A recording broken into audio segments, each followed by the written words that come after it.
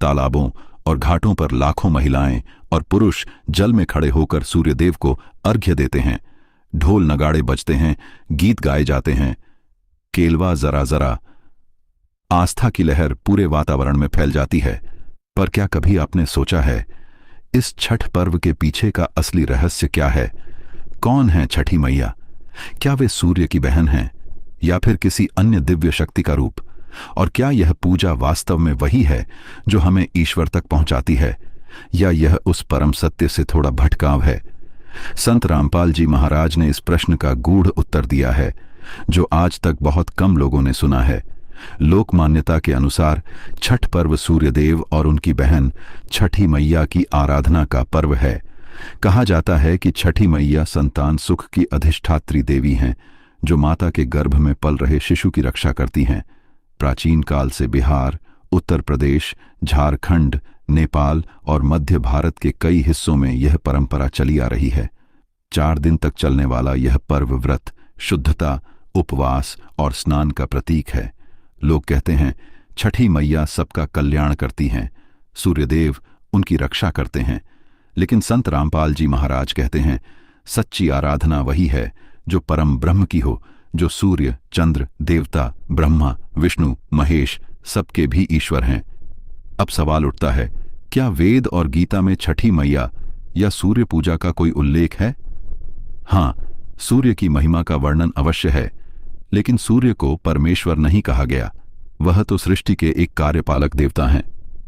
संत रामपाल जी महाराज कहते हैं, गीता अध्याय 7 श्लोक 20-23 में स्पष्ट लिखा है कि जो लोग सांसारिक लाभ, संतान, धन या सुख के लिए देवताओं की पूजा करते हैं, उन्हें वही फल मिलता है, लेकिन वह सीमित और नश्वर होता है। गीता 7:23 अंतवत्तु फलम तेषाम तद्भवत्यल्पमेधसाम, अर्थात देवताओं को पूजने वालों का फल नश्वर होता है। इसलिए छठ पर्व की यह पूजा यद्यपि भावनात्मक रूप से पवित्र है, परंतु यह हमें मोक्ष नहीं दे सकती। संत रामपाल जी महाराज अपने प्रवचनों में बताते हैं कि छठ पर्व का मूल सूर्य पूजा नहीं था। यह षष्ठी तिथि उस परम ब्रह्म की स्मृति में मनाई जाती थी जिसने छठे दिन सृष्टि की रचना पूर्ण की थी। जैसे बाइबल में कहा गया है कि भगवान ने 6 दिनों में सृष्टि बनाई और 7वें दिन विश्राम किया, उसी प्रकार प्राचीन सनातन धर्म में यह तिथि उस परमात्मा की आराधना थी जिसने 6 दिनों में पृथ्वी, जल, अग्नि, आकाश, वायु और जीवों की सृष्टि पूर्ण की। बाद में समय के साथ यह रूपांतरित होकर सूर्य पूजा में बदल गया। कबीर साहिब ने कहा था, सूर्य चंद्रमा दीपक देखे, जल थल देखे काया। कबीर कहे, यह सब माया जो सतगुरु न समझाया। इसका अर्थ है, जो लोग भौतिक देवताओं की पूजा में लगे हैं, वे मूल स्रोत, उस सत्य पुरुष को भूल गए हैं। संत रामपाल जी महाराज स्पष्ट करते हैं, कबीर साहिब वही सत्य पुरुष हैं जिन्होंने सृष्टि रची। छठ का वास्तविक अर्थ षष्ठी यानी सृष्टि के छठे दिन का स्मरण है।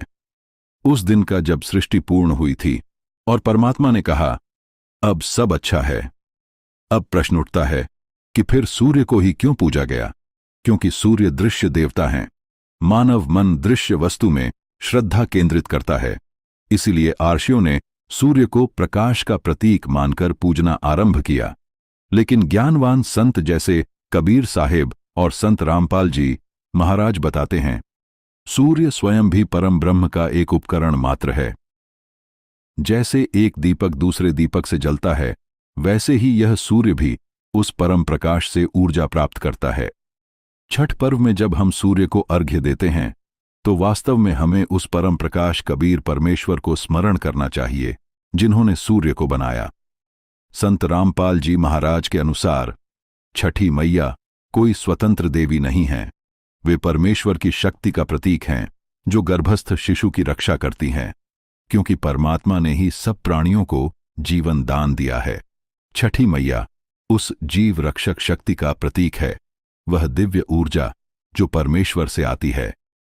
सृष्टि की हर माता में जो ममता है, वह उस एक परम ममता से प्रवाहित होती है, जो कबीर परमेश्वर हैं।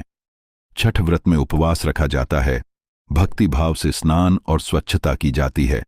लेकिन संत रामपाल जी महाराज समझाते हैं, भक्ति का अर्थ शरीर को कष्ट देना नहीं है, बल्कि ज्ञानपूर्वक सच्चे नाम की साधना करना है।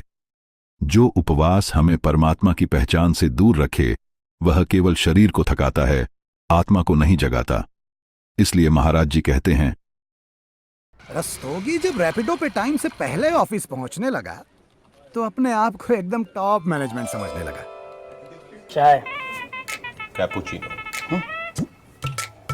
क्या सर, टाइम है आने का? चलो। कैपेचिनो। Green tea. ये है रैपिडो वाला कॉन्फिडेंस। रैपिडो का वादा, लो प्राइस, कंफर्टेबल और क्विक। पहली राइड पर 50% ऑफ। अब टाइम से पहुंचो। रैपिडो, बाइक वाली टैक्सी। Download now.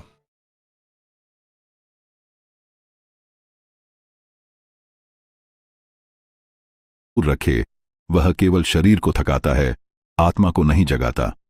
इसलिए महाराज जी कहते हैं, सच्चा व्रत वही है जिसमें जीव झूठ, छल, क्रोध और पाप से दूर रहे। संत रामपाल जी महाराज के सत्संग में बताया गया है कि यदि मनुष्य परमेश्वर कबीर के दिए गए नाम मंत्र का जाप करे और उनका निर्देशित साधना पथ अपनाए तो उसे सच्चा फल मिलता है, न केवल संतान, धन या स्वास्थ्य, बल्कि मोक्ष। वे कहते हैं, छठ का असली अर्थ सूर्य नहीं बल्कि छठवां लोक यानी सतलोक की ओर संकेत करता है। छठ पर्व उस परम लोक की याद दिलाता है जहां से हम सब आत्माएं आई हैं। सूर्य की किरणें केवल प्रतीक हैं उस दिव्य प्रकाश की जिससे सृष्टि चल रही है। पटना की सीमा देवी ने बताया, मैं हर साल छठ करती थी, बेटा नहीं हो रहा था। फिर मैंने संत रामपाल जी महाराज का सत्संग सुना। उन्होंने कहा, सच्ची आराधना करो, परमेश्वर का नाम लो। मैंने नाम दीक्षा ली और अगले साल मेरा जीवन बदल गया। अब मैं जानती हूं कि छठी मैया असल में कौन है। ऐसी हजारों कहानियां हैं जहां भक्तों ने ज्ञान के छठवें द्वार को खोला और सतलोक की राह पाई। संत रामपाल जी महाराज कहते हैं, समय आने पर छठ पर्व भी अपने असली रूप में लौटेगा। लोग सूर्य नहीं बल्कि सूर्य के सृष्टा की पूजा करेंगे। आने वाले युग में लोग समझेंगे कि यह पर्व किसी देवी या देवता का नहीं बल्कि सृष्टिकर्ता कबीर परमेश्वर की स्मृति का उत्सव है। और जब मनुष्य सच्चे ज्ञान को अपनाएगा तब नदियां, घाट, अर्घ्य सब उस एक सत्य की अनुभूति बन जाएंगे। छठी मैया कोई देवी नहीं, वह उस परम शक्ति का प्रतीक है जिससे सृष्टि की रक्षा होती है। छठ का वास्तविक अर्थ सृष्टि के छठे दिन की स्मृति है जब परमात्मा ने जीवन का आरंभ किया। संत रामपाल जी महाराज के अनुसार यदि कोई व्यक्ति परमेश्वर कबीर की शरण लेकर सच्चा नाम ग्रहण करे तो उसे वही फल मिलेगा जो हजारों छठ करने पर भी नहीं मिलता, मोक्ष और परम शांति। सूर्य को हमारे शास्त्रों में आत्मा कहा गया है।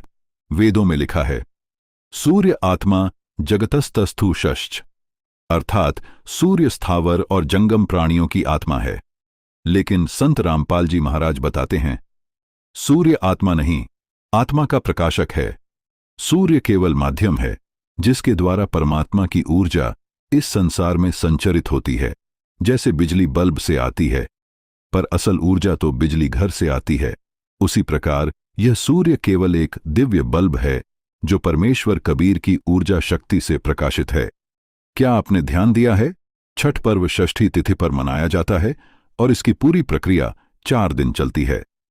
4 और 6 इन दोनों संख्याओं का गूढ़ रहस्य छिपा है सृष्टि के संतुलन में। संत रामपाल जी महाराज समझाते हैं, 4 प्रतीक है 4 युगों का, सत्य, त्रेता, द्वापर, कली, और छठा प्रतीक है उस परम युग का, सतयुग, जो सबके बाद फिर से आरंभ होगा। इसलिए छठ पर्व केवल सूर्य पूजा नहीं बल्कि नए युग के आगमन की आध्यात्मिक सूचना है। यह पर्व कहता है, मनुष्य अपने भीतर के अंधकार को मिटाकर उस छठे प्रकाश, सतलोक के सूर्य को पहचानो। संत रामपाल जी महाराज बताते हैं, छठी मैया वास्तव में मातृत्व की सार्वभौमिक शक्ति का प्रतीक है। हर प्राणी में जो जीवन रक्षक ऊर्जा है, जो गर्भ में पल रहे बच्चे को सुरक्षित रखती है, जो पृथ्वी को जीवन देती है, वह शक्ति परमात्मा से ही आती है। यह वही शक्ति है जो सूर्य की ऊष्मा में, जल की ठंडक में और माता की ममता में व्याप्त है। इसीलिए छठ पर्व में माता और प्रकृति दोनों की पूजा की जाती है। क्योंकि यह जीवन देने वाली शक्ति का उत्सव है। परंतु संत रामपाल जी महाराज कहते हैं, उस शक्ति की जड़ सूर्य या प्रकृति नहीं, बल्कि सतलोक है, जहां से यह सब ऊर्जाएं प्रवाहित होती हैं। छठ पर्व का असली अर्थ तब समझ में आता है जब मनुष्य अपनी आत्मा को पहचानता है। छठ की शाम जब घाट पर सूर्य अस्त होता है तो भक्त अर्घ्य देते हुए कहते हैं, डूबता सूर्य भी उतना ही पूजनीय है जितना उगता। संत रामपाल जी महाराज कहते हैं, यह एक गहरा संकेत है, जैसे सूर्य अस्त होकर पुनः उगता है, वैसे ही आत्मा भी मृत्यु के बाद पुनर्जन्म लेती है। पर यदि वह सद्गुरु की शरण में आ जाए तो उसे पुनर्जन्म नहीं लेना पड़ता। इसलिए सूर्य का डूबना मृत्यु और उसका पुनः उदय मोक्ष का प्रतीक है। छठ पर्व यह सिखाता है कि मृत्यु के अंधकार में भी प्रकाश छिपा है, यदि तुम ज्ञान की ओर मुड़ो। महाराज जी कहते हैं, भक्ति का अर्थ कर्मकांड नहीं, बल्कि सत्य की साधना है। छठ पर्व में हम बाहरी जल में अर्घ्य देते हैं, पर असली अर्घ्य आत्मा के भीतर देना चाहिए। अपने अहंकार, क्रोध और मोह को सूर्य की तरह जला देना चाहिए। जो साधक परमेश्वर कबीर से नाम दीक्षा लेकर सच्चा नाम जपता है, वह अपने भीतर के छठे द्वार ज्ञान चक्र को खोलता है। यही द्वार है सतलोक का प्रवेश द्वार। इसलिए महाराज जी ने कहा,